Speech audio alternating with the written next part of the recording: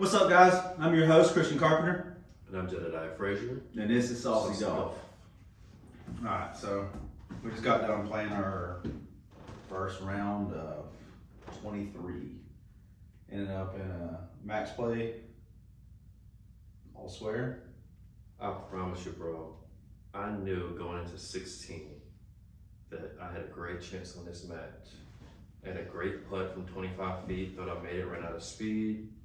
And the worst part was you made a comment, bro. You said, pick this up out of the hole. Yeah, I said, pick this ball out of the hole for me. And there was a guy that decided to come play with us because he heard of how we played. And he looked at me and I looked at him and we looked out, in the back that you're talking to somebody out there. No way he's gonna make this putt. Walked it in. Kept it on. Walked it in. I was gonna stare him down as I was gonna stare you down as I walked that in. But it ran out of speed, so it was running out of speed, and I thought for a second I was going to end up short, but it drew to the front. But What about it? it would have been embarrassing though. Had I started walking that and stared you down and it stopped short. Reminds me of that meme of the I can't remember who shot the shot in basketball. It was the NBA. He shot it from top of the arc, turned around, did the whole thing, and it's right out. And then the next hole, man, you pipe, driver in the fairway, put pressure on me. I folded. Hit in the hazard, but did hit my next shot on par 5 to about 25 feet. You hit yours a bit long and right. So I figured once again, I could get away with one and we tied at par. Yeah. Well, I hit a bad shot from the fairway. Good recovery from long right at the green, that nice little flop out of the rough. Reason why it's SaucyGolf. Yeah. And we're talking about Saucy. What was it, 6? Was it 6 at par 3? Yeah. All of us short of the green. What was it, 210? Par 3. Playing about 235. Yeah, and all of us short of the green. You hit that. We had 5-6 feet of green to work with. If that. And you flew it 2 feet short of the pin, stopped it on the dime. Pretty sweet, and they made the putt. Most important part. I'd have been pissed if I missed it. But yeah, I had a 5-footer for par. Yeah, it was a tricky down there putt. Yeah, I made that. I actually putted good today, which is really surprising. Usually don't putt that good. Actually, the up and down on 17 was better than mine because you were in a bare lie with ruts all around. Tough pin. Yeah. And you suck it to 4 feet, and I had to make a 25-footer tight. It was 2 feet. Give me some kind of credit there. Okay, maybe I had 4 feet, but after you blew it past, I had no choice. I knew I was out of the hole by then, and you won that. But so I'm going one up, going into 18. And I put it down the middle of the fairway. I thought you were right. It was right in the fairway. Right in the fairway. Right in the fairway. I thought you was right of the fairway. No. And then, you sucked yours off the front there, didn't you? Yeah. Was it just off the front? I threw it back 8 feet behind the hole and it started to suck back to the pin. So I just got a chance to go in the hole. And I used a tiger saying of, give me one, but no, you said it'd be the right club today. You pulled the, what was it, David Duvall? Oh yeah. That's when you said that, granted it was getting dark. I could barely see it in the air. Well, and I saw it on the ground and I thought it was going in for sure. Technically, when the ball hit the green, I looked at you the same like you gave me on 16. I was about to walk it down from 120 yards.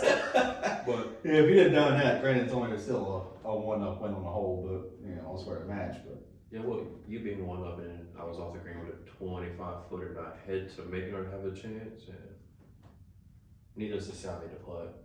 Yeah, you fist bumped on me. Loud too. Yeah. Yeah, you had for sure. You let the group behind us know. They did was thunder. Yeah, I heard them, but I thought I made it on top of you. I had 25, 30 feet down the hill, across the hill. 2 feet, and I said, no, he didn't. Yeah, I thought I did. It just started the front edge. Bro, I don't think I would have doubted you if you would have made that. Maybe you'd have walked off the green. You'd have threw something at me. Probably the pin. would have thrown something at me, but no, all square. Good way to open up the year. The course was looking good. Bent grass greens are phenomenal. Shout out to Carolina Colors and Josh Purvis for the greens and the course conditions. Fabulous. Wish you could have kept the wind from blowing as much as it was, as well as the 45, 48 degree weather. When the sun was out, it was nice though. Yeah, it The was. sun was out, it was actually really nice, but no, it got a little cold, but, you know. That's I mean, what it is January, what, 6th, 7th? 7th, I believe. 7th, ain't too bad. Tomorrow's gonna be the same weather, so, We'll be out there again. yeah. Rematch.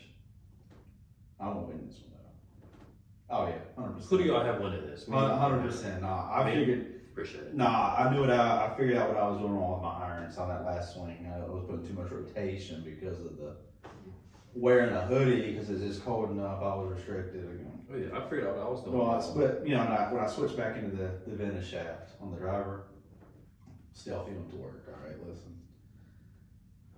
I'll start piping it. Interesting. Can't tell me that it was wrong though. The flight looked better, sounded better.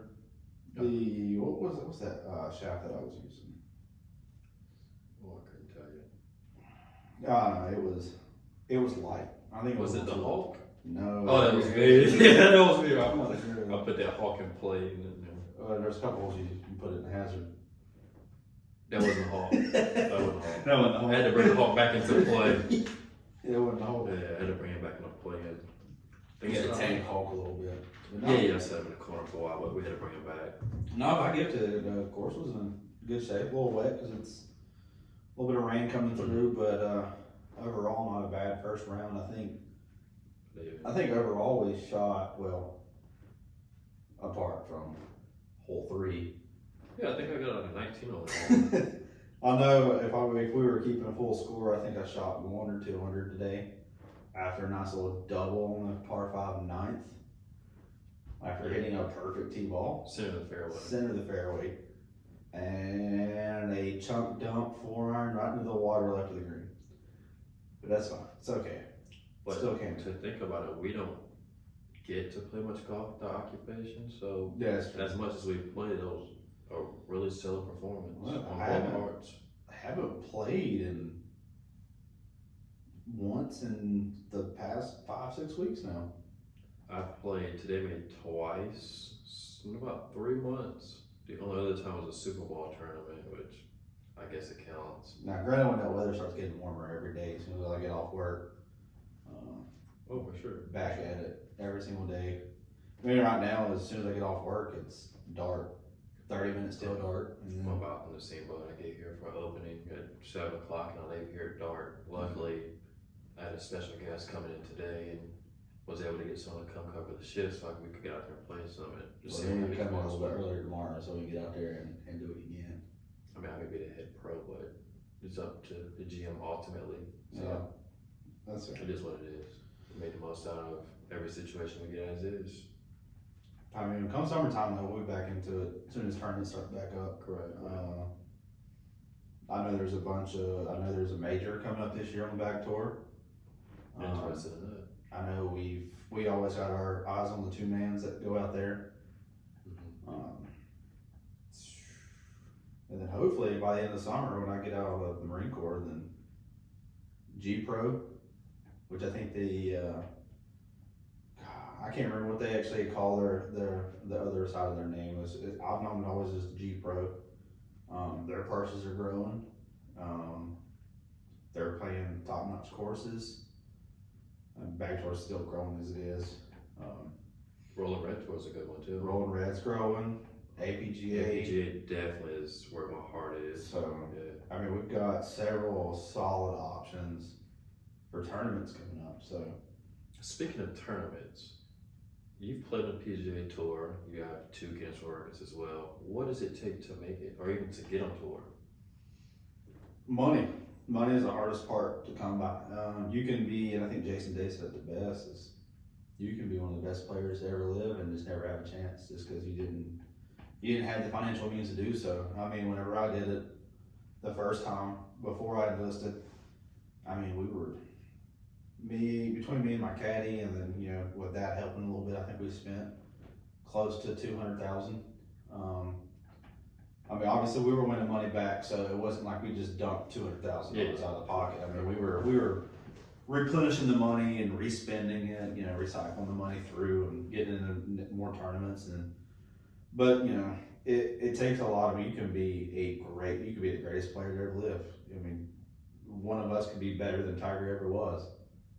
But if we don't have the opportunity, if we don't have the opportunity financially, then we're just never gonna see the light of day. I've been in Monday qualifiers for the PGA Tour where I've shot 65 and not even sniff a top 4, and they only take 4. So, but I've also seen Monday qualifiers where I've seen 71 medal at Monday qualifier at an easy course. Of course, it depends on which tournament you're going out for. Like Wells Fargo, of course, being a North Carolina native, Wells Fargo is going to attract a lot of people because it's an elevated event. I don't know if it's one of the elevated events this year, but I can't remember if it was on the list. But it's one of the regular season stops that everybody wants to come play. So the Monday or the pre-qualifier, even then on Thursday, is loaded with players. Plenty. Yeah. Same thing with Sedgefield. And then on top of that, you've got people still trying to get their last bid, trying to secure their PGA Tour card that are on the Monday qualifiers that don't have status. So, that's the hardest part. It's coming down to finding the money behind it all. I think when we break it down, between entry fees and travel and food, bills taken care of, and then you gotta make sure your caddy's taken care of as well. It comes out to about $220 to $250. Probably nowadays more than that, closer to 300,000. Yeah, it's probably closer to 3 with inflation. Yeah, because I know the G Pro went up in cost, but their purses also. I think their lowest in purse was $64,000. That was the lowest purse I saw. Wow. So that means their entry fees are, I think when I looked at them online, was like, for a non-member, I think it was $1150 to get into the event. And they're all 54-hole events. Yeah. So if you're 36-hole events, you're making, $5,000 to $10,000 for the winner. The 54-hole events is $15,000 to $20,000. That's if you go out there and win. Obviously, they pay top 30%, just like every other tour does. But that's just the hardest part, really. Yeah. So I think this route going, the YouTube route, hoping that we could get you guys to tune in and perhaps even come in and we come to your course and play your course and play with you guys, and hopefully it'll add on to a residual amount of money that we can use to play these mini tour events. And whether this week he's on his game or I'm on my game, we caddy for each other, or if we both play together. I think this will be a good route to go. Yeah, I think that's the biggest thing about YouTube and podcasting and the likes of TikTok and stuff like that. It's huge now. We got to utilize that platform. Constantly film, put ourselves out there. And, definitely. The podcasting idea sort of just recently came up, and I was just, we got to get in on it. So I feel like it's gonna be the easiest way for us to grow. Both of our channels, and then obviously combining our channels with the podcast, and sort of giving us several different avenues, several different ways of trying to reach more people. So I think if we just stick to playing videos, I would say some instructional videos, like the shorter clips, like YouTube Shorts, or we throw out a couple of 5-10 minute videos of instructional play, and I think mainly if we just follow like our journey, I guess what we call it. Correct. Into playing mini tour events, playing into Corn Ferry, and just stuff like that. As long as we keep that going on the channel, then obviously employ the comedy that we usually bring to the table. For sure. For sure. That's gonna be hilarious. Yeah, I think if we get the comedy aspect, because we already have the length off the tee, so we already dropped nukes off the tee. Sometimes the trees are in the way, but correct. Technically, we have all the tools that it takes to make it to the next level. there's only one tool needed. The 62 degree. That's all that's needed. You guys will learn very, very quickly about the 62. 62 is the difference makers. And the driver. The driver is where it's at. That thing is. That's lethal. I think put in some work today. So For you, it did. It did. yeah, I lost mine. I had to go to the 2 iron a few times to put it in play, which is what it's all about. And more than anything, being able to get the ball up and down, which I think actually is the best part of the game. Is once again the 62 and your ability to play shots, which is 62 that other players can only play with maybe a lob wedge. But I've seen you hit 62 like an 8 iron and was able to run it up the hill without spin or be able to land it into the hill and stop it dead. So your ability to use that 62 to your advantage is perhaps. To me, I'd take your 62 and you over Phil 9 times out of 10. or a fail. I'm not even saying this because Or a we're fail. on a podcast here beside me. Like, I tell you this all the time. I've never. So you think me against Phil, short game contest? Phil, you don't want it. That's fair. I honestly believe it. I think so. I believe it. I mean, he can do some crazy things, but Bro, I've watched you literally. We were at Jacksonville Country Club. Shout out to Jacksonville Country Club. I watched you on hole 5, tight lie, like 10 yards, hit the ball on the downslope and spin it back up the hill to the pin. that wasn't it. And every day. That's before I got the new one. Of course, I think when I got the new 62, Yeah. the Zip Core, The the Zip Core. very first shot. Shout out to Cleveland, Sir Son. The very Zip first Core. shot, which I actually tried out the Wilson, the new Wilson tour ball. Mhm. I did that. We were just down there seeing Dustin Johnson's coach. We were out at his facility, and Alan Terrell, shout out to Alan Terrell. we went to the superstore, got the wedge, I tried out some of these new balls. Very first shot, chip in, and then you looked at me, and it was over. You know, I asked you about every day for a solid, I would say month, but it's probably about every day, of how you chip so low. Yeah, but you know that I don't think of anything on play. Well, it's easy when, it's like, for you, it's like breathing. That's like asking me to hit a drive 393, okay, 320, Jedediah Berkshire, whatever you guys want to call it, man, I understand. But that's like asking me to hit a driver 320, 330. It's just breathing, but being able to do it as consistently as you're able to put that 62 in your hand and be able to work the ball the way you're able to work it, unbelievable. Never seen it before. Ever. Well, I think this just comes down to the club itself. It ain't me. It's that club. That club doesn't work. It's not, because I touched that club. And that did not happen. It was definitely you. We're not gonna say how the shot went. Let's just say it didn't do what you did. Well, it doesn't help when you leave it in the pro shop before you got to play either. It still didn't do what you did, even after practicing. But it's phenomenal to watch, and that's part of the reason why. Well, and see, and that's the biggest thing when it comes down to like sponsors. I don't know if all of the club brands that make 62 degrees, especially in a low bounce option, correct. like the 0.8 degree that I have on that Cleveland wedge.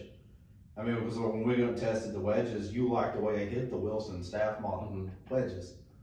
They didn't offer a 62. Now, if they offered a 62, obviously I would have put that one in play because, I mean, I'm coming off of Wilson wedges. I used to be sponsored by Wilson. Probably still some of the best clubs I've ever hit in my life. And I mean, but in all fairness, and I was telling somebody down at the PGA show in 15 when I was down there, even if I wasn't endorsed by Wilson at the time, and you give me a blind test of irons, just to feel, I mean, they say nothing was like Mizuno, but I don't think Mizuno has anything on Wilson blades. I really statement. It is. I mean, they're great. They're great clubs, and they're coming a long way. Like they just signed. for sure. They just signed Trey Molinex and Kisner for this year, and I saw Molinex's new staff model irons. I love the way they did the numbers. The numbers aren't even on the top anymore. He put them on the actual back of the club. Oh, really? Yeah. Oh, sweet. So that way when we're sitting in the bag, it's literally like the very corner of the wet or the club. It has the number of what club it is engraved right there. I'm assuming because they put extra weights down there or something like that, just to, because of how we are with lead tape. Well, I'm glad to have you along with Sir Son of Cleveland, and glad you got the zip core. Shout out to my rep, Clayton Garland and Gerald Couture. Gerald, if I mispronounce your name, please forgive me. Charge my head and not my heart. Love you guys, but shout out to Cleveland, Strict Son, Zexio, ASIC. Appreciate you guys. I tell you, I've been out there with a few times and hitting some of the clubs that Srixon offers. It's another great brand. I want to say underrated. Oh, they're very underrated. They're very underrated with their iron play for sure. Because like the irons and wedges, I mean, Cleveland's never been about the wedges. It's never been underrated with wedges. Cleveland's always been top line. Damon Vokey, But when you're talking about Cleveland irons, bro, the MK2s, saucy. Yeah. Saucy. Yeah, I like the wedges a lot. And the thing about it, people don't understand, they have the new shaft into the putters, and I've hit a few putts with it, and they compare with the. I will say the new I putters do look very nice. I love it. They do look really nice. Now, I don't know if I can get rid of my putter. I putted really well with that thing today. That King Cobra putter is really That slippery. cover, the cover with sick face on it. It rolls really good.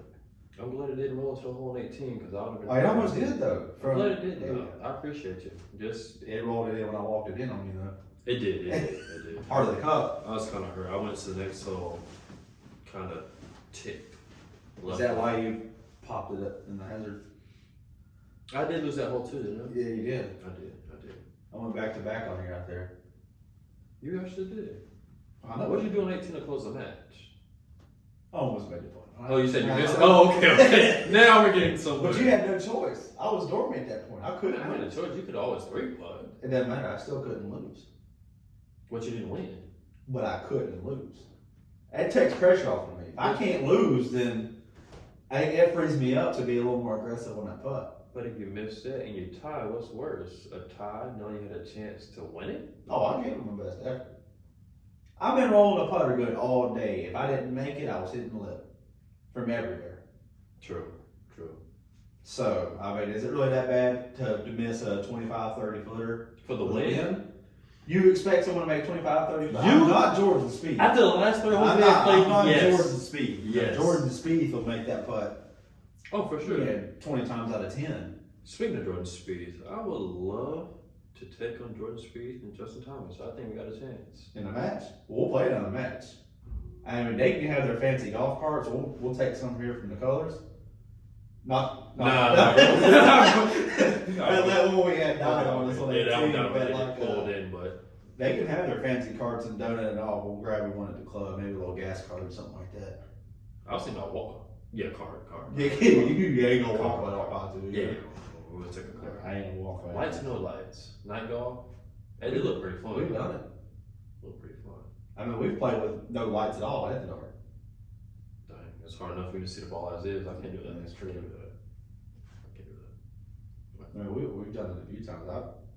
But whenever Jordan and Justin want it, they can just, let me know. My email's posted on everything. So is my phone number, especially if you hit the link trees and stuff like that. My phone number's in there. So if, Jordan and Justin, if they want to, contact me, Tiger, Roy, at the same time. I mean, I don't want to embarrass y'all like, Jordan and Justin did, but we can. I mean, we can. I believe it's no problem. I believe it. Give us a few days of practice. No, we can do it today. This is the first round we played in, 6 weeks, really, and It was pretty stellar. still shooting under par, cold, windy. I'll take that any day of the week. I take it, but being And we played the ball down too. So in wet conditions, there was mud balls, everything. I mean, it was. Now, obviously, we didn't play it down there.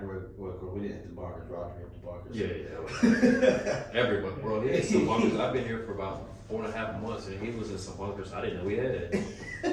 Yeah, we went from bunker to bunker. From bunker to same bunker. I think the highlight was on 14. He hit into the water. They hit his next shot up to the green. 2-putt and said, fellas, I made par. I took a mulligan. I think that was the best part. You guys say it to him, you're going to love it when we play at Roger Arnold. You're going to love it. That's coming soon. As well as we have some time we're going to play with a guy named Helicopter who was part of N1 back in the days. big name, played in Japan as well. Kobe Bryant's dad was his coach. He practiced with Kobe Bryant, big time athlete. We will be joining him. I think right now he's about a 2 handicap, but we'll be playing along with him and looking to play along with some other celebrities as well as you guys. Just anyone who wants to have a good time, learn a game, and watch a little bit of good golf. Or great golf if Christian's playing. I think we need to get Berkshire out there. Bro, you want to get Berkshire in? Yeah. Michael, what's up? I think we get Berkshire out there. I think it would be a good time. Grant? Good. I mean, whoever wants it. I mean, I'm down for whatever. I mean, Rick can come back across the pond if he wants to. Rick Shields, Peter Yeah. Finch? Sounds good to me. As you know, we support you guys truly. Like, we decided to I mean, obviously, go this route because of Good and just love the footage they put out. We'd love to play with you guys, collab with you. Shout out to our guy Brad Scott as well. He'll be joining us as well. And we shall see how it goes. Yeah, I think we go back into speaking of YouTube, I think obviously Rick Shields paved the way for YouTube golf and Correct. social media golf in general, really. I mean, I'm sure there was something out there, but I don't remember before Rick, just did what he did. Yeah, he brought it a lot. Built an empire, then, good sort of just popped out of nowhere. What, 2 or 3 years old now? Just popped. And, I mean, It's just can't fun. get wrong with him. They've got the excitement, the games, different courses. Yeah, it's really nice. And then some of them are branching out, trying to go the pro route the same way we're trying to go. Shout out to Micah. I love watching them. Yeah. The way They can't beat us, but. Well, okay. Bro, if Justin Thomas and Jordan Speed can't beat us, do you think That's they're gonna beat us? that's a good point. I mean, even though Morikawa's playing really good over in Hawaii, I mean, that's just because he's in Hawaii. I think it's just because he's feeling good. But You want to go get 2002 Tiger and Jack back in the days? okay, I don't know, but going that far. Yeah, I went too far. I went way too far. 0102 Tiger. I don't know if anyone. I don't think there's history enough. wants to. Bro, there's not enough mulligans in the world for me to beat him. No, I tell you what. I'll play 0102 Tiger if we get to hit from the red tees and he spots us 5-aside. I'll take that bet. I bet we go to a playoff. Probably, but I'm still, we won't win. I agree. Now, U.S. Open Tiger, I don't know, because I mean, he did that on the lake. I don't know if I really want to mess with him. I don't know, bro. I think this Tiger's tough too. He is. He's still putting up numbers. He's putting up ball speed. Tiger Charlie, y'all want some? Hey, listen, Charlie. I don't know. Charlie's something special, man. Charlie's on a whole No, different level. I apologize. Not you, Charlie. Charlie's That's on you, a the Tiger. whole different level. That boy swings it Bro, it's beautiful, man. just like Rory McIlroy. I see it literally. Tiger told him, was like, you look at my swing, you think my swing is good, but you need to body your swing after Rory again. And just imagine being told that, knowing that Tiger's swing is literally like Well, a work that's of that. art. Yeah. I mean, it's literally a work of art. And then you got Charlie being told by Tiger himself, because his dad, don't copy my swing, copy Rory's. But it's amazing to see somebody like Rory being perhaps 5'8", 5'9", $160, $170, if you're more or less, forgive me, and to be able to pound the ball the way he does. It's ridiculous. I'm still impressed with Tiger still hitting ball speeds in the 177, 180, yeah, that was crazy. And that's ridiculous. And then you got the likes of Rory pumping him out there 190, and then the ball speed. So, who's your favorite golfer on tour? It's gonna be between Justin Thomas or my boy Ricky Fowler.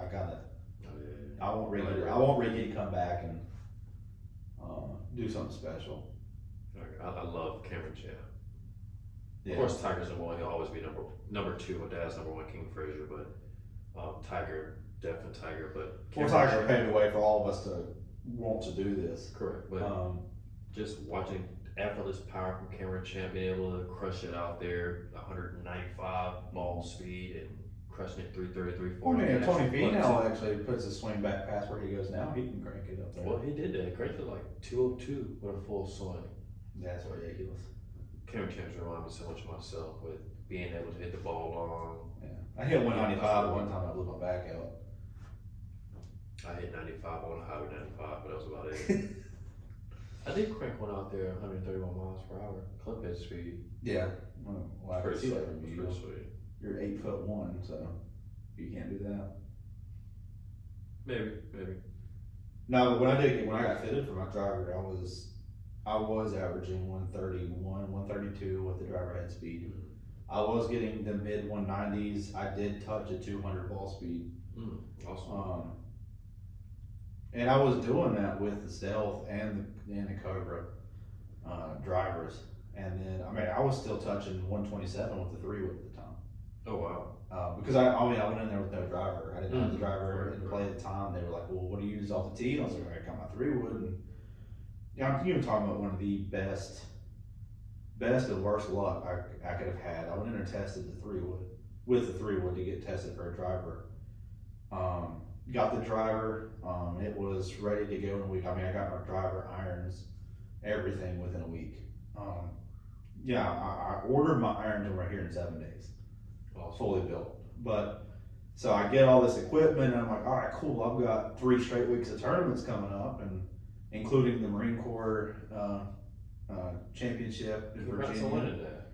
Right. I appreciate that. It seems like everything you play in, you win. Well, I did go 100% this year in individual tournaments. It's awesome. Won 1 of 2 team tournaments that I played in. But I went out there right the day before the first of the 3-week stretch or 4-week stretch, because one was 2 weeks, and 3-wood obliterated, fully obliterated. Speaking of that, gotcha beat. I played with my predecessor, Holden Abrams. Shout out to Holden Abrams, Cuddy Cup. And we played in a pro Pinehurst #2, played along with Jay Haas' brother, Jerry. And his partner was Tom Straub. He's the actual coach for Davidson.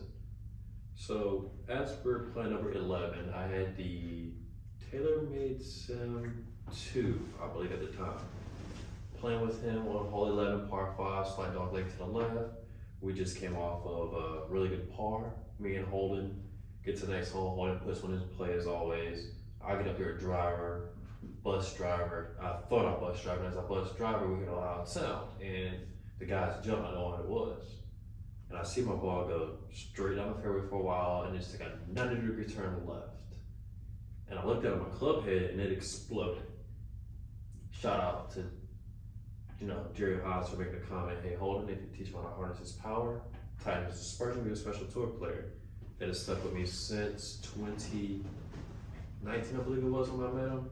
Never really struggled. But you also cracked a driver last year? Yeah, 2 years ago. Gaston Country 2 Club. years ago, Gaston? That time's flying by. It's happened 4 times now.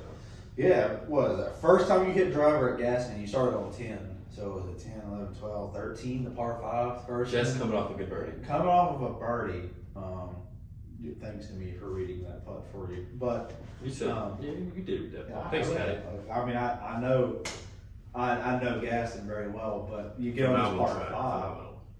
You know, it's par 5, and I'm telling you that if you carry the ball like you normally do, hit that downslope and put a normal swing on it, and it didn't sound right yet again, you cracked across the face of the driver. And then I think it's when we started talking about Hot Mountain.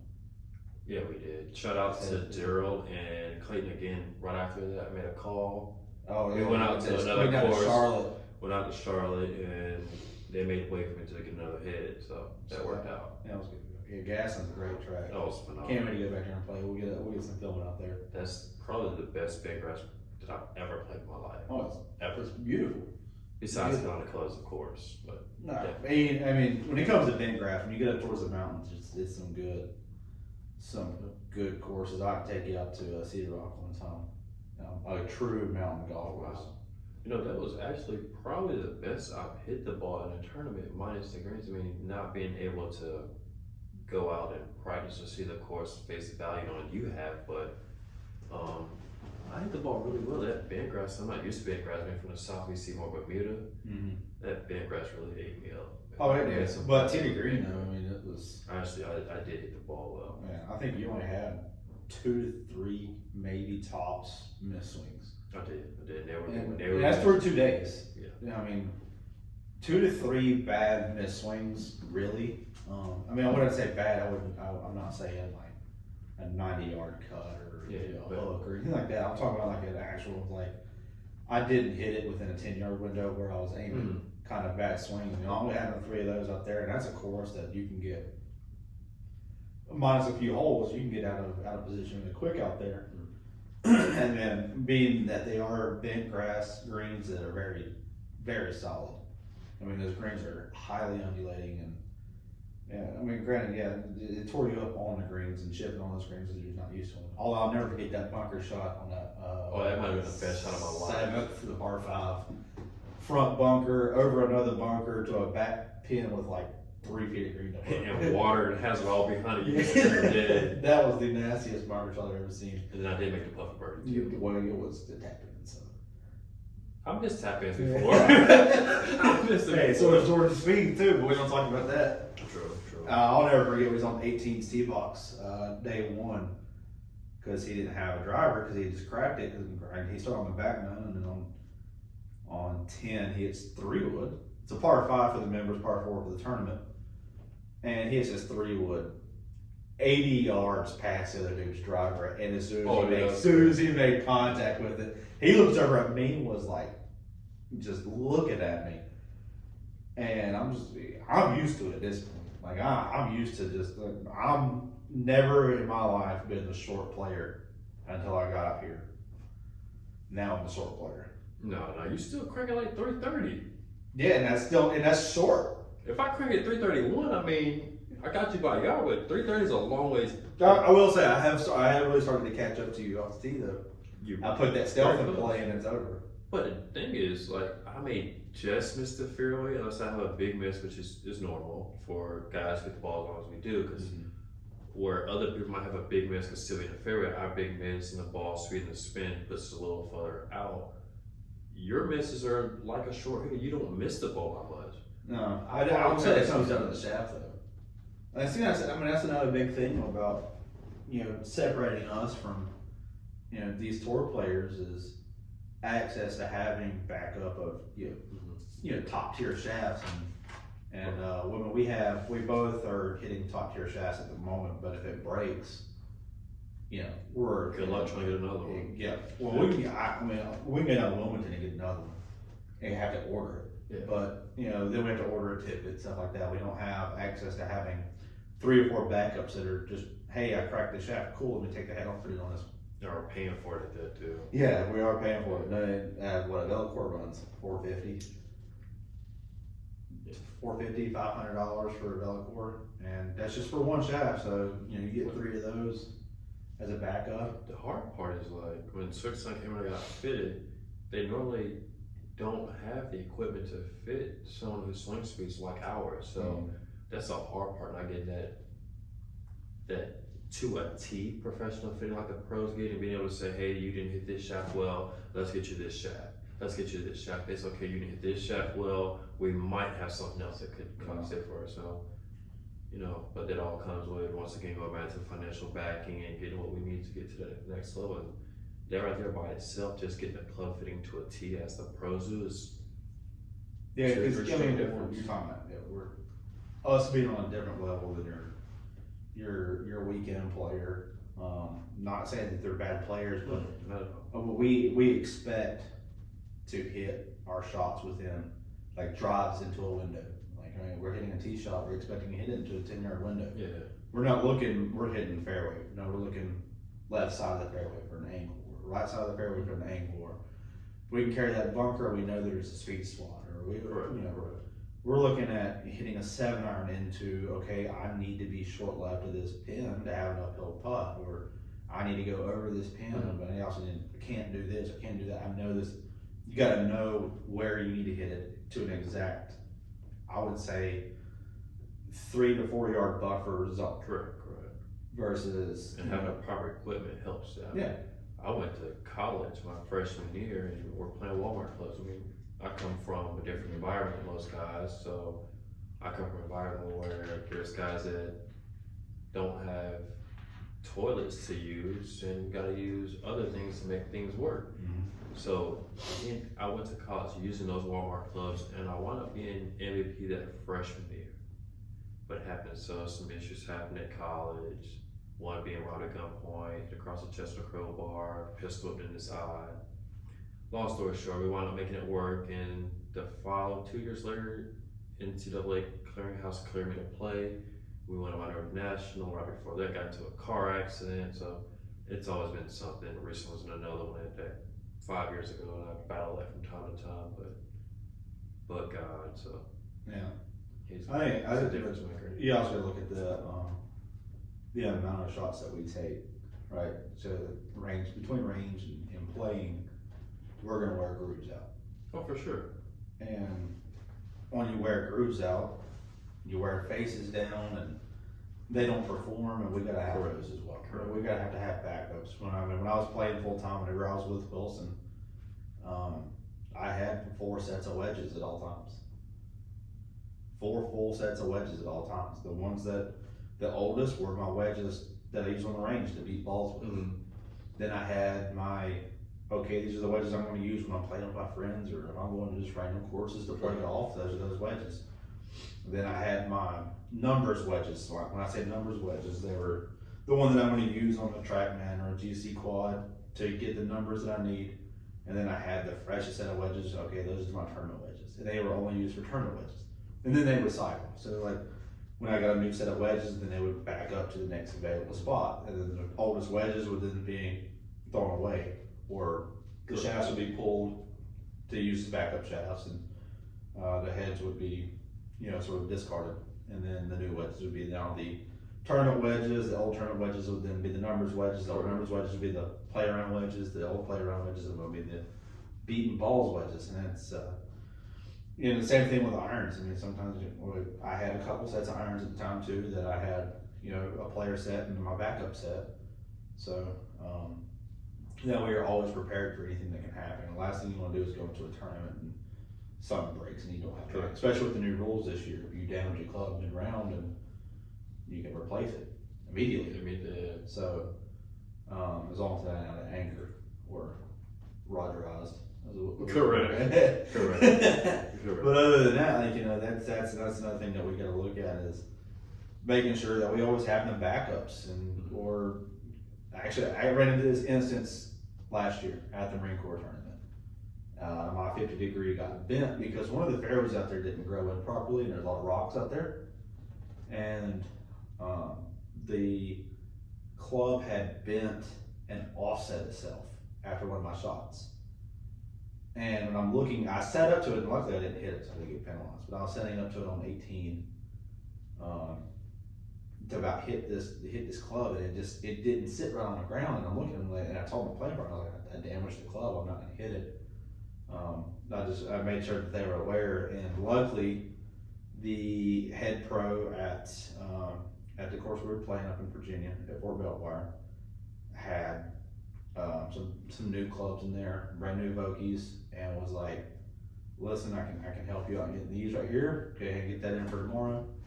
And so I went ahead and got that, pulled the lead tape off of my old 50, put it in the same spot on the new 50, same bounce, everything. Okay. And then very first hole in on day 4, I stuck it to a foot and made birdie. Very first swing I hit with it. That's nothing. I'm surprised you didn't hole out. Well, that's nothing new. It was a chewed up green. You probably hit it terrible too, didn't you? No. You hit it 4 feet. No, I hit it on flush. It was nice. It was nice. Even coach was standing there looking at it, and he was like that. 50. I just love watching you hit the ball and you give it a little twirl. Even though my twirl's better, but Anyway, twirl's not those better. You use 2 hands. I can do that one-handed. I'm doing no hands. You guys comment later down the line whose twirl is better. It'll be easy. I'll post some videos. We'll get some videos put together. I'll do a collab. I'll post it all over all of my social medias. I'm gonna get a pretty good view of how many of y'all voted for me, because it's gonna be 100% to 0. I get it. It's okay. But So you're gonna be the only person to view that and mark it as you. no, So I just want to say, I'll put a poll on Twitter. I'll put a poll on Twitter. when are we doing this? We'll start it tomorrow. As soon as we film for tomorrow's round, Okay. we'll go ahead and start everything there. He also is a little mad because I hit a lower stinger than he does too. And I've got the shot tracer app, so we'll definitely test it. We'll have the. You're gonna be so mad when mine's just and yours. I hit a T marker 30 feet in front of me, and I hit a flush, and it stayed that low. I can do that with 62 and hit it flush. I've done it. You have a better chance of doing that from beside the green than you do with the 2-iron, okay? Correct. You also have a better chance of hitting some saucy nips. Not like you. Yeah, nips. Bro, for the I'm young telling you, ones. I watched you spin one back up the hill from like 10 yards. That was forever. So if you've done it one time, you can do it again. Yeah, possibly. If I get some fresh roots in, I've been wearing that 62 out. So of all your professional wins, which one sticks out the most and why?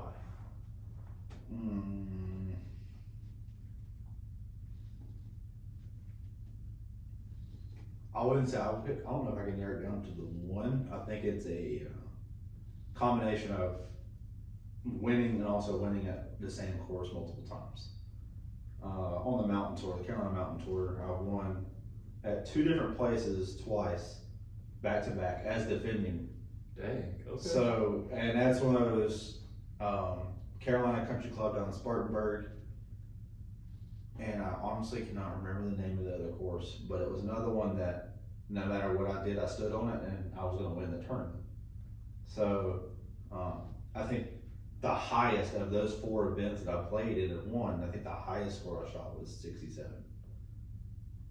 And I do take you have shot 54 on 18 holes before, right? Yes. Yeah, I got 54, 16 under par, world record. At age of 14? At 13. No, 12. Yeah, it was 12.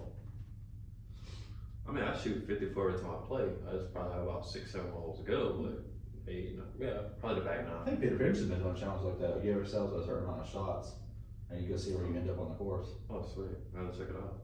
Yeah, I think he just did it for 9 holes. I think he gave himself 30 shots. I didn't finish the video yet because I keep falling asleep. But they've been doing that. I know several guys have been doing it. I think Good did that. I haven't had a chance to watch it yet. I think I see Garrett coming. He's 65, and he has all the talent to do it, I think. I was thinking about doing a series, and I don't know how to go about it. Is it Gin or Gin? How do you pronounce it? Don't get me started. I don't I've heard know. it Okay. so many different ways. They're just going to say GHIN. Yeah, well, we're going to say the GHIN app gives you a handicap of the course that you're playing, right? So, what would you think that I'm expected to shoot here at Carolina Colors, based off the app? What would you think the app's going to tell me? It's hard to say what the app's going to tell you. All I can say is my very first time playing with you out here. I just got off work. You got off the range, hit some balls, and said you felt you hit the ball really well, except for a few long irons. We went out and played. And once again, you got another course record. I think that's actually phenomenal. And I never hit it, but I'm sitting back like, why hasn't this guy on tour? And I say this all the time. Yeah, it comes down to money. Yeah, It really does. It comes down to money and opportunity. And I mean, the great part about that is we were playing today, and there was multiple guys who were either at their house, riding a cart. I mean, yelling at you across through the woods. Well, but that's because I work here. I know you're gonna make this bird, yeah. But the other guys were in carts, or the one guy I was playing with us wanted to come out and watch us because they heard of the type of golf we played, and they were fascinated by what they'd seen. So. Yeah. I mean, it's what I say. It's not from lack of effort. I got done with 18 days of leave, and I think on them 18 days of leave, I probably sent 200 to 230 emails to potential, sponsors. I probably spent about 16 of those 18 days working, almost open and close. Yeah, but at the same time, we gotta just send emails constantly. We gotta follow people, and it's not from lack of trying. It's just having people actually take the chance. And I'm gonna be honest, I can't think of the guy's name. He comes here all the time to do our carpets. He came to me the other day and said, "Hey, you're Jedediah Frazier, right?" He said, "You were like star golfer of the year 20." Man, he was saying stuff I didn't know that was posted online. He said, "Yeah, you won so many pro-ams in the session, which is true. I won 7 of 8 that I played in." And he said, "I was actually there playing when you played in your first one." And is memorable to me. That's what I always hold to my heart. So, you know me, my family, ultra religious, ultra spiritual. You know, I didn't get out to experience the world. The only thing I could do was come home, really do homework, but do homework, play golf, and I'd sneak out sometimes and just play with the friends if I couldn't come out to play. So, family's really, really big to me. So, it's God and faith and then family to me. And my dad had just told us that the doctors diagnosed him with cancer. My dad's the type from the old school, so if he's ever sick, not feeling well, you'll never know him unless he's down and out. So when he told us this, we all sat and like it was a minute of silence. Like guys didn't know how to react because it's just something that the older fellas don't do. So I said this prayer that he prayed on my phone. And he was like, God, please allow me to live long enough to watch my son play with the big boys. So we go to the very, very first Pro-Am event. Kinston Country, I was at Falling Creek in Kinston, North Carolina. And as I get to the putting green, I'm nervous because the likes of Ricky Morton is here. I don't think Neil Scavini was there. Neil Lancaster, I don't think he was there, but Pete Skirkus came up. I've known Pete for probably 6 months to a year. He's one of the best golfers I've ever seen. You being the best I've ever seen. As of course, I've always said, not because of this, but they said, well, Pete is here, we're going to play for first, or we're playing for second and third. Ricky comes out of the pro shop and they said, well, now we're playing for third or fourth. And I'm saying to myself, damn, they got a lot of faith in these guys. I'm going to have to come show these guys how I play. As soon as I say it, they announce everyone to go out and leave. Once they do that, I look to the parking lot and my dad pulls up. So now I'm feeling that extra pressure from hearing them say that to remembering the prayer that my dad prayed. I start off on 14. Get the whole 16 and be double bogey. So I'm thinking I'm out of it, but one of the best things for me is not hitting the ball on, but always mentally grinding. So never feel like I'm out of it. So after doubling that, I finished the round and finished like the last 5 holes in the arena, shot 62 and won it. And that was also the time tied for my lowest round ever. So that was very, very inspirational to me. And hearing that you shot 59 to win a professional tournament and 61 last 2 months ago, base. Oh yeah, I shot 61. 2 months ago? No, about a month ago, and finished off with a 7 under through 4 hole stretch to finish it off with. Best stretch of golf I think I've ever had. But probably not. Eagle, birdie, eagle to finish. I think That's crazy. I'll cherish that one forever. My poor master didn't enjoy the course quite as much that day, but he said he didn't like it. But yeah, I think going forward with this podcast, we're going to keep talking about what it takes for us to make it to the next level. Obviously, stay tuned on the Carp Golf channel for new videos coming up, and then your channel as well. I don't even remember what it is. I will get back to you guys. So we're gonna start putting up a lot more videos, and 2023 is about to be a really good, solid year for us, social media, and hopefully getting out there and winning some tournaments. So yeah, guys, just stay tuned, and thanks for stopping by. Have a good day.